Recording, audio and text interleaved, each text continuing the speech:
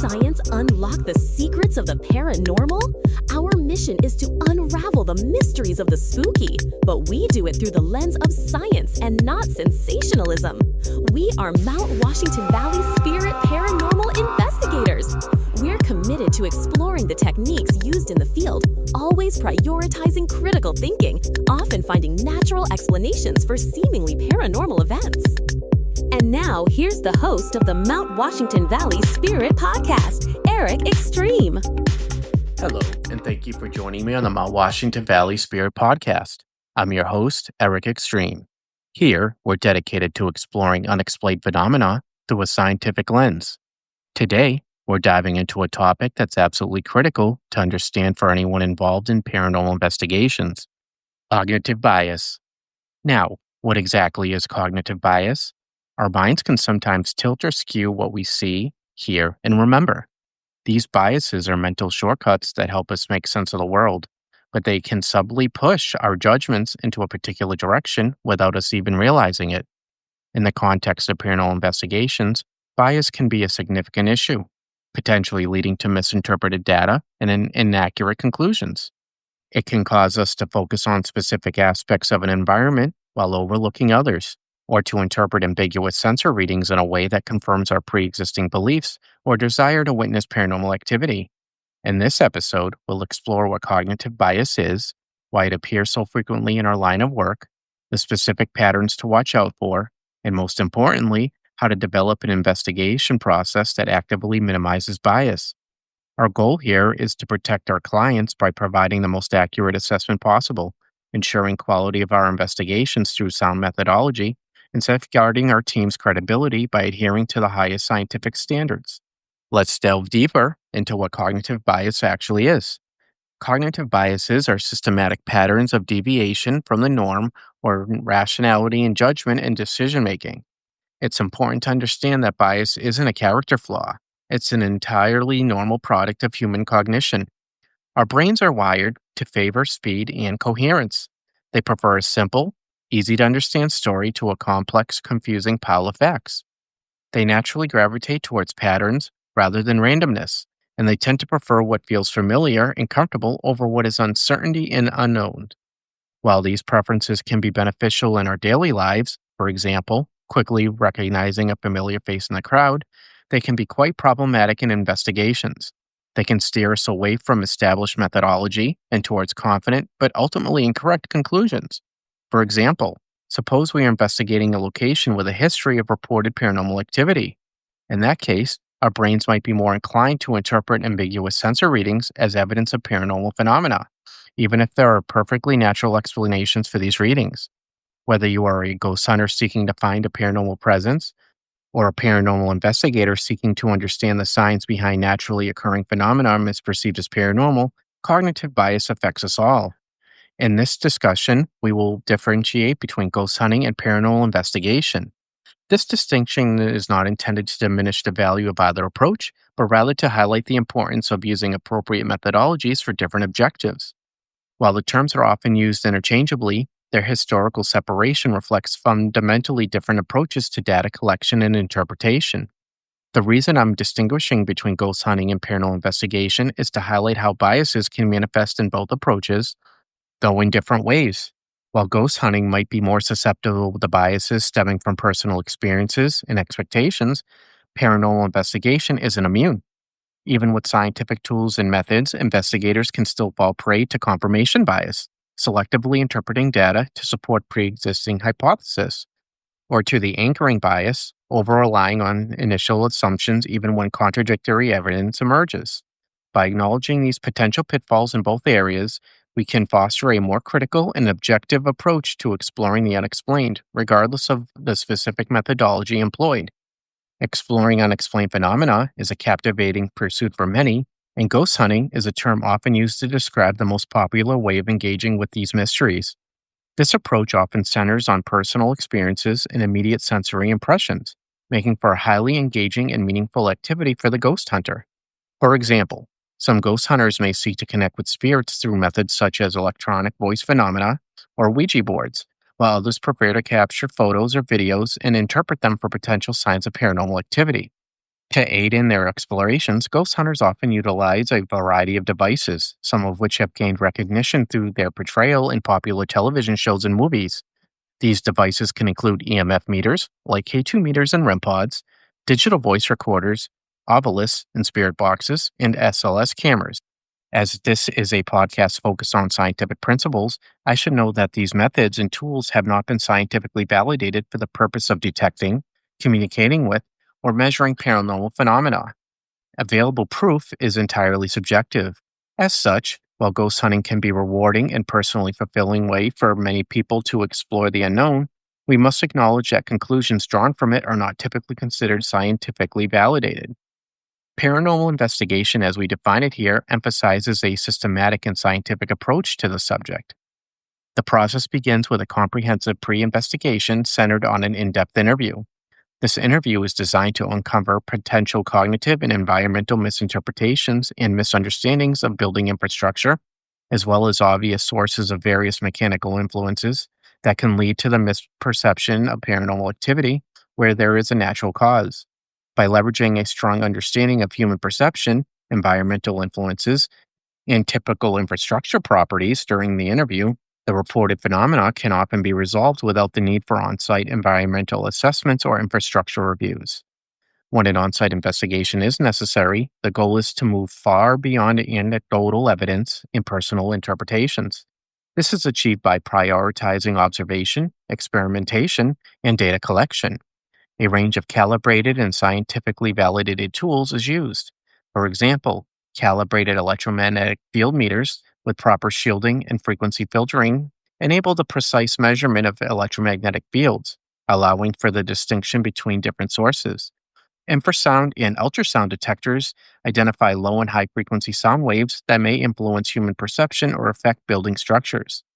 Digital thermometers and dedicated infrared cameras provide accurate temperature readings and detect thermal variations associated with building infrastructure or environmental factors. Air quality monitors measure levels of volatile organic compounds, carbon monoxide, carbon dioxide, and particulate matter. Barometric pressure sensors detect subtle changes in atmospheric pressure. Humidity sensors measure relative humidity levels. High resolution audio recorders with external microphones capture high quality audio to document environmental sounds and potential sources of misinterpretation. Video recording equipment documents environmental conditions with careful attention to lighting and camera placement to minimize the introduction of artifacts. The commitment is to explore all possible natural explanations to attempt to identify scientific cause of the reported phenomena. This approach requires a high degree of skepticism, critical thinking, and a willingness to challenge one's own assumptions through testing and analysis. Both ghost hunting and paranormal investigation offers unique avenues for exploring the unexplained. Ghost hunting, with its emphasis on personal experience and popular gadgets, can provide a sense of connection and personal validation. However, when the goal shifts to establishing reliable, evidence based conclusions about the nature of unexplained phenomena, a commitment to scientific principles, methodology, and awareness of cognitive bias becomes essential. This is where the systematic approach of paranormal investigation distinguishes itself, offering a framework for minimizing suggestive interpretations and maximizing the potential for objective understanding. The choice between these approaches depends on individual goals, but a clear understanding of their differing methodologies is crucial for anyone seeking to engage with paranormal research, minimizing the risk of misinterpretation and inaccurate conclusions. While ghost hunting can offer a source of entertainment and personal exploration, paranormal investigation provides a more appropriate methodology when working with clients, ensuring a responsible, evidence based approach to their experiences. So, why does this bias seem to show up so frequently and so strongly in paranormal settings?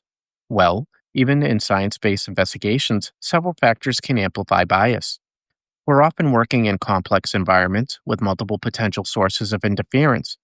We interact with clients who may hold strong beliefs or expectations, and the history of a particular location often shapes our approach. Group dynamics can also play a significant role, where a confident voice can inadvertently shape what others report. Add in the potential for fatigue from long hours of investigation, and you've got a situation where bias can easily thrive. Each of these factors adds uncertainty to the situation, and the more uncertain the input, the more our brains lean to mental shortcuts. That's when bias really takes effect, potentially leading us astray. Many people want to see the spooky, and that bias can shape the lens through which they interpret their investigations. It's not about ghosts influencing us, it's about how our own minds can inadvertently shape our perceptions and interpretations. Now, let's examine some key cognitive biases related to paranormal investigations. First up is confirmation bias. It is the tendency, once we've found a theory or a belief, to actively search for details that support it while simultaneously overlooking details that contradict it. Imagine an investigation in which you monitor infrasound in a historic theater during a performance. The team is using a low frequency microphone and spectrum analyzer, not to hunt for paranormal activity, but to document the infrasound environment and assess its potential effects on human perception. Throughout the investigation, they record various rumbles and vibrations. During review, the team is aware that infrasound, regardless of its source, can cause physiological effects in some individuals, including feelings of unease, anxiety, disorientation, and even physical pain in the ears, eyes, or head. The client has reported experiencing such feelings during the theater performance. However, instead of systematically identifying and documenting all potential sources of infrasound in the theater, such as HVAC systems, traffic, building resonance, etc., and correlating them with the client's reported experiences, the team prematurely focuses on the possibility that the infrasound is directly linked to the performance itself without fully exploring the natural sources and their potential impact. The bias here lies in the rush to connect the infrasound to the reported experiences without a thorough, objective assessment of all potential sources and their effects.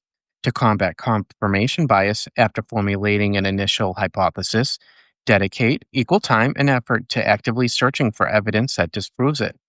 Document these attempts and the results. Next, we have expectation bias. It's the phenomenon where what we expect to perceive can actually become what we do perceive, even when it isn't what is really occurring. Suppose the pre briefing for an investigation mentions that particular area is known for high EMF readings. In that case, investigators will be more likely to focus on EMF fluctuations in that area, even if other areas exhibit similar or even higher readings. Even with identifiable electrical or mechanical sources of EMF, interpretation can be skewed toward attributing the energy to paranormal entities, despite scientific evidence to the contrary. Our expectations can subtly change our perceptions, leading us to selectively attend to specific data while ignoring other potentially relevant information. To avoid expectation bias, analyze data objectively, setting aside the urge to confirm preconceived notions from briefings or client assessments. Then there's pareidolia and patternicity. Humans are natural pattern makers. We see faces in clouds, we hear words in static, and we find connections in coincidences. Our sensors often capture noise, and our brains are wired to turn that noise into recognizable patterns. For example, a faint sound on a voice recorder might be interpreted as a ghostly whisper, even if it's just background noise altered by room acoustics or the quality of the mic and storage medium in the voice recorder. When reviewing audio or visual recordings, exercise extreme caution when interpreting ambiguous patterns as meaningful. Seek alternative explanations, and if possible, have someone else review the data independently to see if they perceive the same patterns.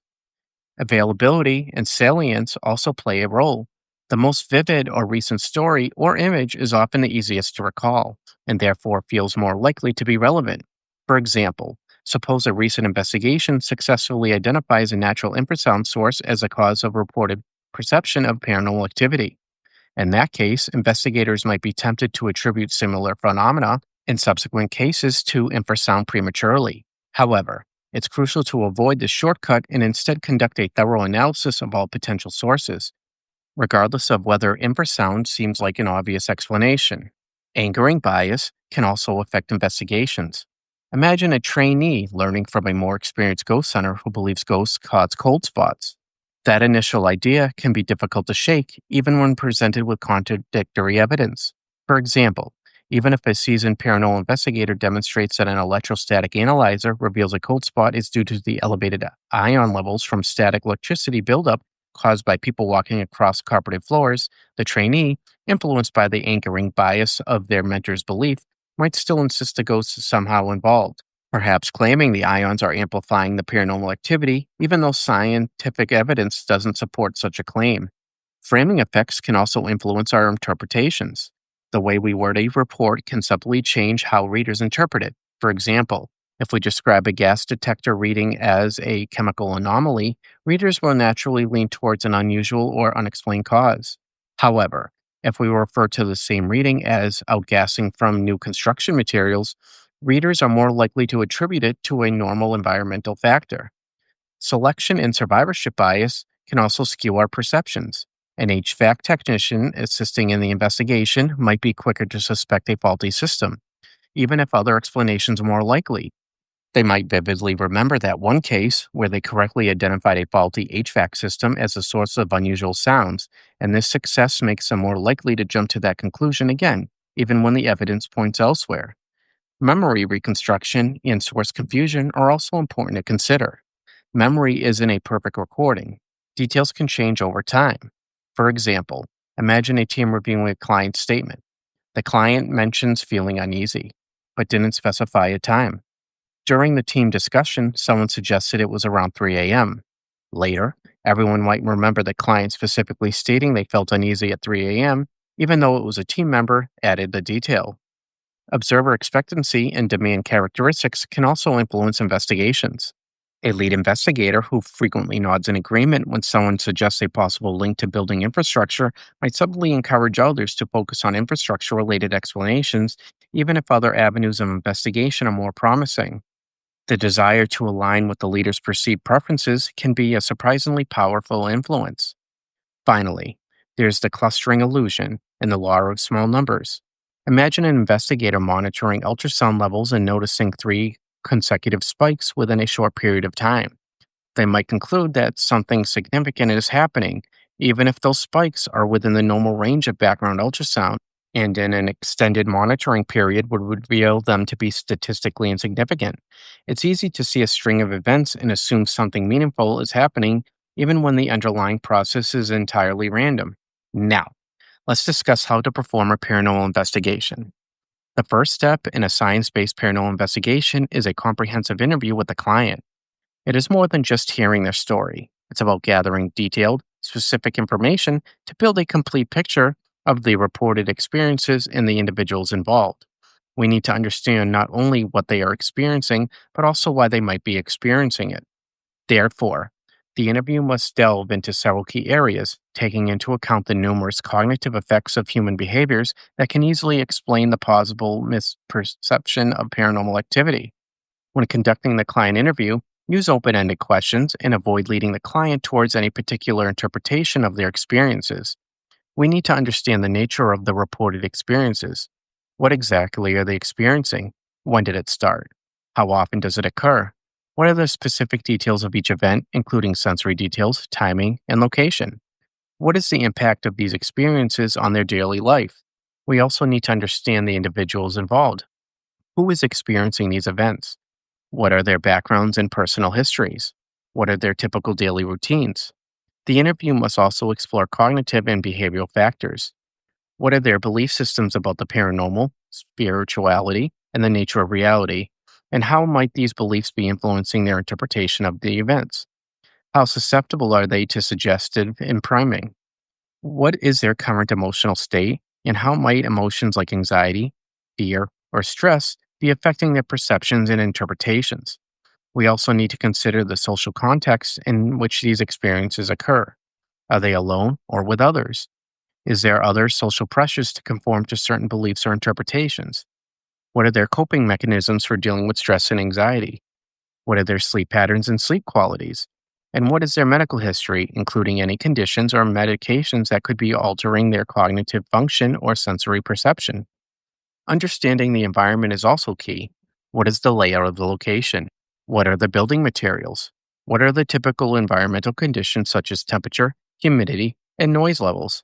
Are there any known sources of electromagnetic fields, Schumann resonances, infrasound, off-gassing, vibrations, airflow patterns, or other potential environmental factors that could have a perception of paranormal activity that had a natural cause? Finally, we need to consider any potential contributing factors. Have there been any recent changes to the environment, such as renovations or the installation of new appliances? This could have caused acute claustrophobia and uneasiness or a change of patterns in light and air in the room of an adjacent room. Are there any known sources of stress or anxiety that could be affecting the individuals involved?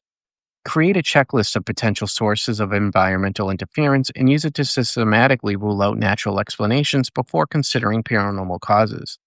By gathering detailed information in all these areas, we can begin to build a comprehensive understanding of the reported experiences and identify potential natural explanations, including cognitive and behavioral factors, before even considering the possibility of paranormal activity. In addition to the client interview, a strong understanding of familiar sources of misinterpretations is crucial. This includes knowledge of behavioral effects and biases, such as how suggestion and expectation can shape perception, building infrastructure issues, such as how plumbing or HVAC systems can create unusual sounds or vibrations, weather influences, such as how changes in atmospheric pressure can affect building conditions, and for sound sources such as traffic or industrial equipment, electromagnetic fields, and air quality issues such as the presence of mold or volatile organic compounds. With the information in hand, we can then conduct a remote data analysis. It may involve reviewing historical records of the location, analyzing environmental data such as weather patterns and geological surveys, and consulting with experts in fields such as engineering, building science, or psychology. Remote analysis can often reveal natural explanations for the reported phenomena, such as structural problems, environmental factors, or psychological influences. Something as simple as infrasound from a nearby generator, railroad yard, or construction site could be the cause of what is being perceived as paranormal activity. So, this step in the investigation is of utmost importance. During data analysis, assign different team members to analyze the data independently, then have them compare their findings. This helps to reduce the influence of groupthink. Based on the information gathered during the pre investigation phase, we can then make an informed decision about whether an on site investigation is truly necessary. In many cases, the pre investigation phase will reveal a natural explanation for the reported phenomena, rendering an on site visit unnecessary. It saves time and resources, minimizes disruption to the client, and avoids the potential for bias introduced by on site data collection. Prioritize thorough pre investigation research before conducting on site investigations, especially in private residences. Although on site investigations are generally the most enjoyable aspect of the process for the investigator, in reality, they are often unnecessary and should be avoided whenever possible. If, and only if, the pre investigation phase does not yield a satisfactory explanation, then there is a reasonable basis to suspect that further investigation is warranted. We can then proceed to plan an on site investigation. However, even at this stage, the focus should remain on identifying potential natural causes for the reported phenomena rather than simply hunting for paranormal activity. During the on site investigation, it's crucial to use calibrated sensors and analyzers to record baseline recordings before beginning the investigation. To ensure a thorough, consistent approach and minimize the risk of overlooking potential sources of bias, consider using checklists and templates for data collection and analysis. These tools can help to standardize procedures, prompt investigators to consider all relevant factors, rotate team members, and assign independent roles. For example, one person monitors equipment, another logs environmental conditions. Write a simple investigation plan. First, ask your main question, then ask a second question that tries to disprove your first one. Decide what evidence would prove you wrong. For example, a room may have unusual acoustics that make people hear whispers. Your disconfirming question could be, what are all the possible sources of sound in this room? Couldn't any of them sound like whispers? This plan is most effective when team members have clearly defined and independent roles. What are some indicators that bias might be at play during an investigation? Look for reports that track the pre-briefing more closely than the raw sensor data. Notice a steep drop in alternative explanations as the investigation progresses. Be wary of growing certainty without any new data. Pay attention to group statements that converge rapidly after a single confident comment. Be cautious of interpretations that seem to gain clarity and detail every time they're revisited. And be especially critical of notes that don't include detailed environmental conditions, equipment baselines, or clear reasons for ruling out usual sources. To further minimize bias, it's also important to control the environment as much as possible by securing equipment, closing windows, and documenting any changes. Use checklists at setup and teardown to ensure all equipment is configured correctly and accounted for.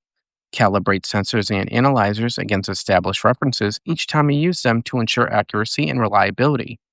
Incorporate blinding techniques wherever possible, such as including control data when reviewing sensor readings. Establish a solid baseline understanding of the environment before applying these techniques. After using environmental analyzers, rule out potential factors and create detailed baselines for audio and visual data. Record observations and sensor readings in real time, noting the time, location, and environmental conditions for each entry. Take short breaks to reduce fatigue and maintain focus. When reviewing data, each investigator should independently note relevant information before group discussion to avoid groupthink. Always compare your findings to control data to ensure what you're observing is truly unusual. After collecting data, each investigator should record their individual observations, noting only the raw data and any relevant contextual information before discussing them with others. Objectively analyze the collected data, looking for patterns, anomalies, and correlations without attempting to impose any preconceived explanations. Ensure that initial data reviews are conducted independently and include control data for comparison. Develop a data analysis template that requires investigators to document their assumptions, the evidence they considered, and the reasoning for their conclusions. Write down what happened, not what you think it meant. Use precise timestamps, positions, and conditions. Note whether an observation was first noticed on site or only during review. Record who noticed it and whether others agree without hearing the first opinion. Attach baselines and control samples to the same file. Maintain a change log that records all updates to labels or interpretations, including the date and reason for each change. Reconcile all findings and document a written decision that explicitly lists the reasons for and against each potential conclusion, including any limitations of the data or methodology. Archive all raw data in a searchable format with detailed descriptions of the equipment used, calibration procedures, and data collection methods. Provide the client with a transparent summary that explains the investigation process, the data collected, and the reasoning behind your conclusions, using clear and concise language that avoids technical jargon. Finally, if your findings suggest potential building, electrical, or medical issues, refer the client to qualified professionals for further evaluation. Let's look at some specific examples of how these biases can manifest in the field of science-based paranormal investigation. These examples highlight the importance of taking a proactive approach to minimizing bias in paranormal investigations. One of the most effective ways to do this, and a cornerstone of a science-based approach to understanding unusual phenomena, is to conduct a thorough pre-investigation phase. This critical phase enables us to gather essential information, assess a situation, and often determine whether an on-site visit is necessary before deploying sensors and collecting data. In one case, a team investigated reports of unusual sensations in a historic building. During the review, analysis of infrasound waveforms compared with baseline sound logs revealed that the motors of one of the building's large metallic overhead fans produced a tonal rise within the infrasound range, below the human hearing threshold at 20 Hz. This tonal rise clustered near frequencies known to affect human physiology, and the team hypothesized that this infrasound could be the source of repeated sensations. The initial impression of a paranormal cause had seemed convincing to the client, creating a bias. However, the blind comparison and baseline data allowed the team to demonstrate that the overhead fan was a plausible, natural source for the client's experiences. The client received a clear explanation of the building's sound sources and a plan to replace the fan, which successfully mitigated the reported sensations. In another case, a small inn reported that guests were experiencing unusual sensations in a specific room, including tingling, headaches, and anxiety. They attributed it to the inn being haunted because someone had passed away in that room. The investigation team, aware that elevated EMF levels can sometimes cause such sensations, set up multiple EMF meters at various locations in the room and mapped the electrical wiring throughout the building. They discovered that a nearby electrical panel was missing its shielded cover, resulting in elevated EMF levels in the guest room. The team presented data showing a correlation between the electrical panel's location and EMF readings in the room. The owner made the necessary adjustments to the electrical system to reduce the EMF levels, and reports of unusual sensations in that room ceased. To foster a mindset that actively resists bias, prioritize bias awareness and training. Conduct individual exercises where investigators analyze data with known sources and assess their confidence in their conclusions. Emphasize the importance of comparing results against established baselines and controlling data to ensure accuracy. Assign someone to the specific task of identifying potential sources of error and alternative explanations. Value thorough, objective analysis above all else. Let's address some common myths about cognitive bias. You might think that if you're a skeptic, you're immune to bias. But that's not true. Bias affects everyone, regardless of their beliefs. A skeptic can be just as prone to confirmation bias, for example, by clinging to a favored explanation and overlooking contradictory data. Another myth is that if you are confident, you must be accurate. Confidence is not the same as accuracy. In fact, confidence can increase with repetition, even if you're repeating an error. That's why it's so important to rely on methodology, not just gut feelings.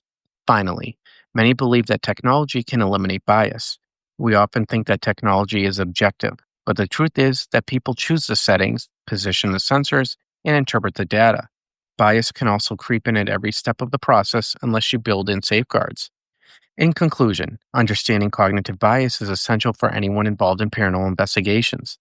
By recognizing how our minds can inadvertently distort our perceptions and implementing strategies to minimize these biases, we can ensure that our investigations are as objective and accurate as possible. It includes prioritizing thorough pre-investigation assessments, focusing on objective data analysis, and maintaining a commitment to transparency and skepticism. By adhering to these principles, we can provide our clients with reliable information, advance our understanding of unusual phenomena, and uphold the integrity of the field. Thank you for having a willingness to learn, grow, and expand your knowledge on how to conduct a science-based paranormal investigation by listening to the Mount Washington Valley Spirit Podcast. Science has been, and always will be, the key to unlocking the mysteries of the paranormal. Don't be fooled by the shadows. Seek the light of reason.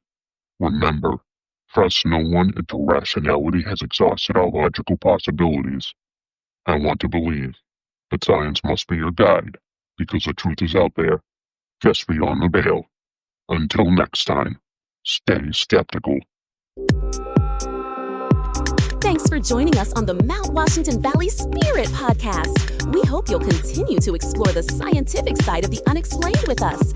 Eric is authoring a book, which you can check out at www.apparitionofthepast.com. But before you go chasing shadows, remember that science always comes before the spooky.